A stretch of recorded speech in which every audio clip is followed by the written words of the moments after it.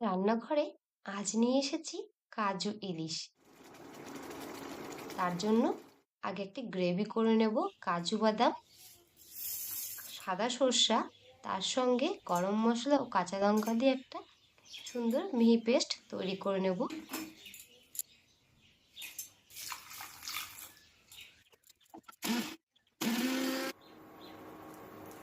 কড়াই বসিয়ে কড়াইয়ের উপর সর্ষার তেল দিয়ে জিরা ও তেজপাতা ফোড়ন দিয়ে তার উপরেই ভেজে রাখা ইলিশ মাছগুলো দিয়ে দেব।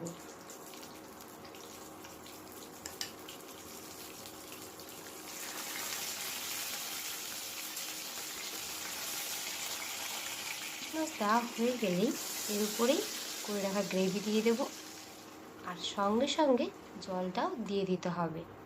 তার উপরে হলুদ, লবণ ও টমেটো